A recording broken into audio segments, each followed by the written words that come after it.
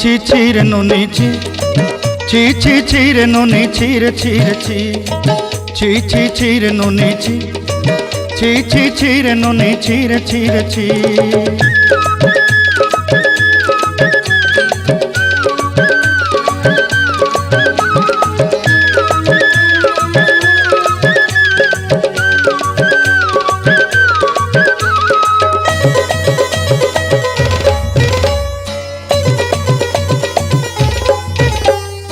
सरते दिनर संग हेबा काजे फाजल नहीं रेल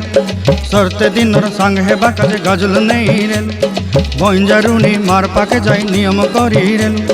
गला गला जक तोर हेली बोली केते कथा कई रेल मुई गाँ जाई करी आसला बेले केंता पासरी देलु रे नुनी छी छी छी छी छी छी रे नुनी छी छी छी छी रे नुनी छी रे छी रे छी।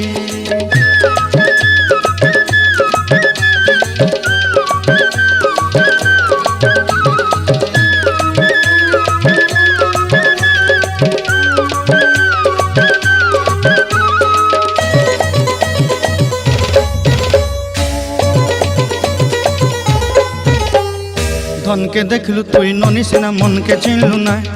सोना के चिन्हलु बाना के चिन्हलु मनुष्य चिन्हलु नाय धन नाई बोली मोर पाके ननी तार काजे उठी गल धन आचे सिना मन नाई ताके तुई जानी न पारिलु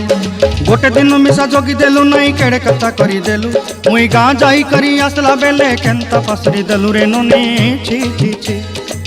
छी छी छी रे ननी छी छी छी छी रे ननी छी रे छी रे छी।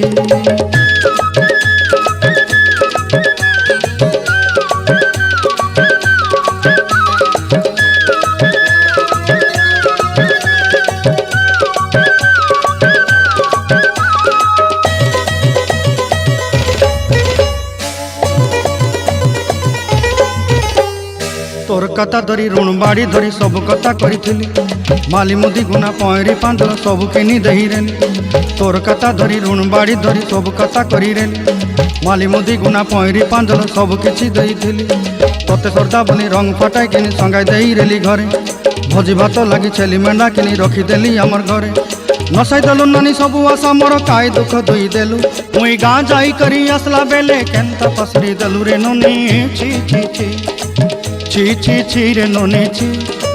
ची ची ची रे नुनी ची रे ची रे ची ची ची ची रे ची रे ची ची ची ची रे नुनी ची रे ची रे ची।